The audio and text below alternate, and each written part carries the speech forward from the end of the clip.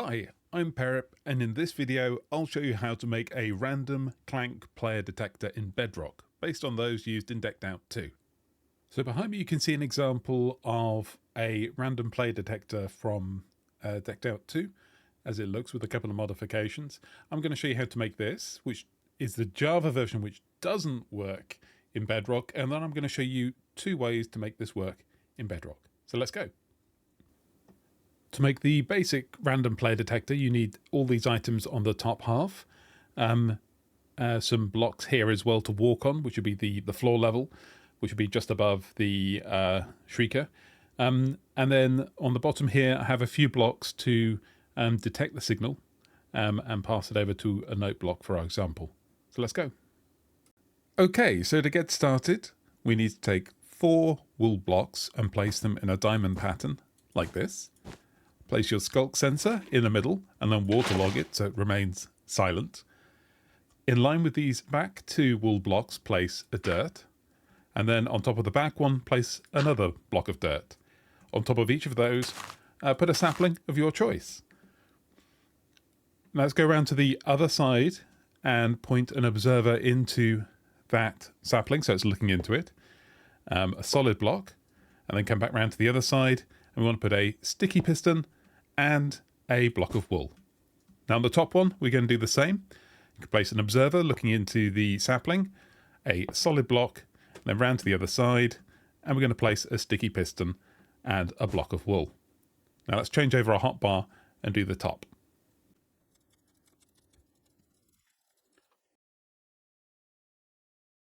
Okay, so on top of the bottom observer, we want to place a temporary block, and on top of that a shrieker, and then another observer looking into that shrieker. You can break that temporary block.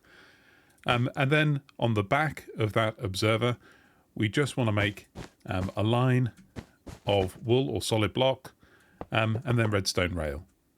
At the end of that, have an observer pointing into the redstone powered rail.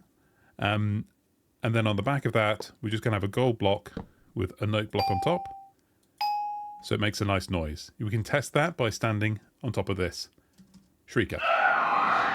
When it powers down, you should hear a like that. Now, on top of the saplings, we want to place a slab so they don't grow and go through whatever blocks you have on top. And then finally, on top of this shrieker is the ground level, so we can build that out. Now, at the moment, this is a Java version, so it won't work. So if you walk across this, there'll be no noise. But if you were to break those 2 wool blocks and walk across this, you can hear the shrieker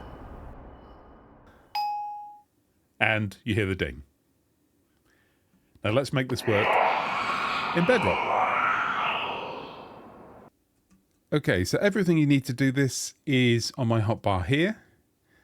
So let's get started to convert this to Bedrock. So let's go to the top observer. Underneath this solid block, place a slab, and then place 3 temporary blocks behind it. 1, 2, 3.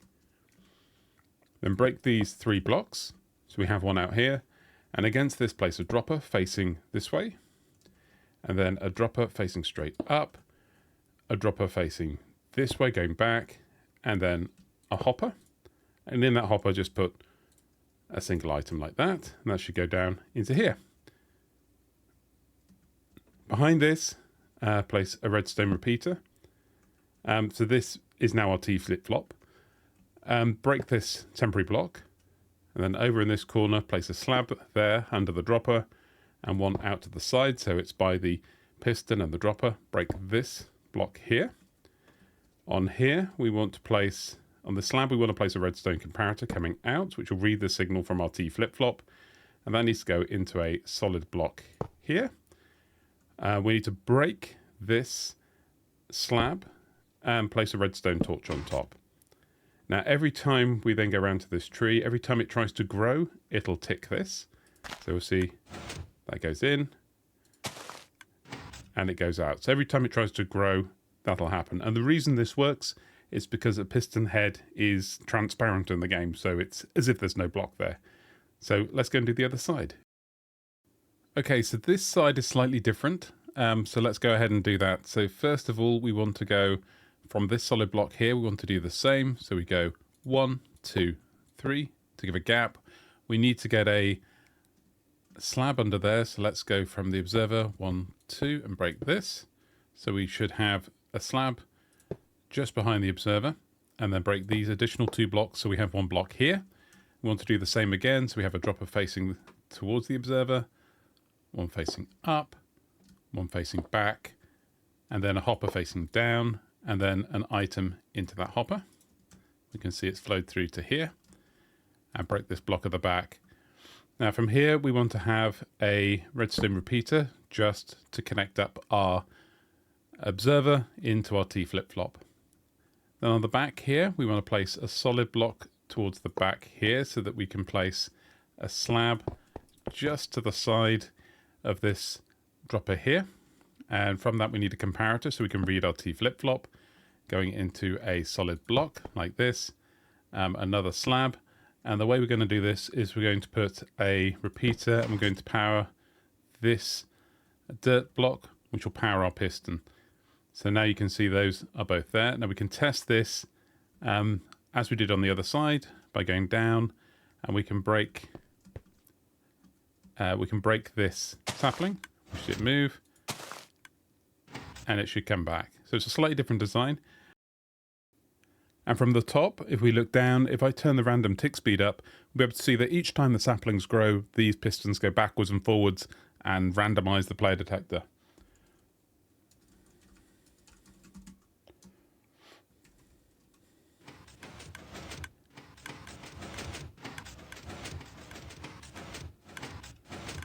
So there you go.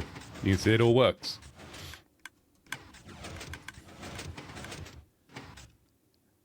Now let's take a look at the copper bulb version. So the first thing you want to check before you start building the copper bulb version is, do you have version 1.21 either enabled, or are you from the future and you have it?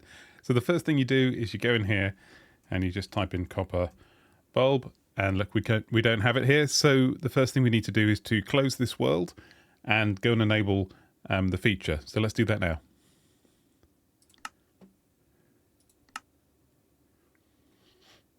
Okay, so this is the tutorial world, and if I scroll down here towards, because we're maybe living in the past or maybe living in the present, we have this update 1.2.1 version. So if we just check that, it'll say this is experimental gameplay, and it will make a copy of the world. So if we activate it, it'll create a copy. So we can go into our copy of the world now and open that.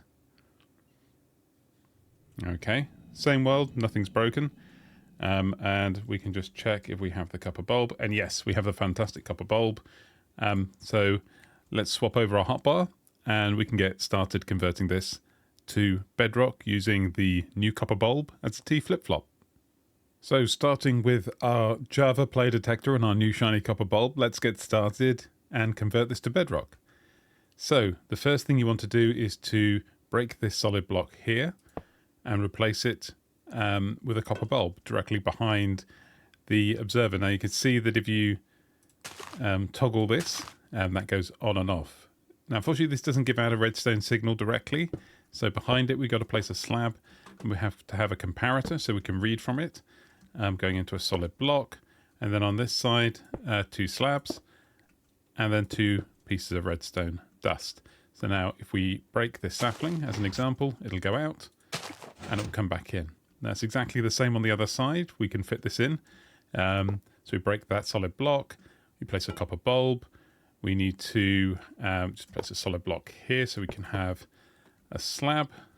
So from this copper bulb we're going to detect it using this comparator, going into another solid block, and then as before 2 slabs and dust and dust. And again we can go to the top, and if we turn the random tick speed up, we'll be able to see every time those saplings try to grow that these move backwards and forwards. So let's do that.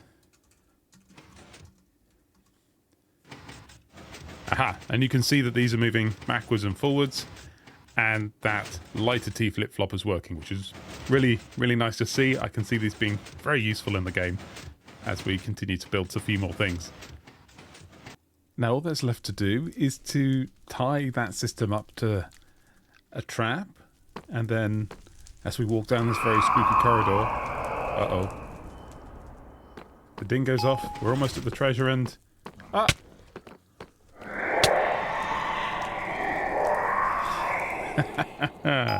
So there you have it. That's how you take the Random Player Detector, based on those in Decked Out 2, and you convert them to Bedrock. Now if you're interested in seeing more, I'm converting all of Decked Out 2 to Bedrock in Survival, so come and check that out, but I'll be creating more of these tutorials to show you how I'm addressing each problem. So until next time, see ya!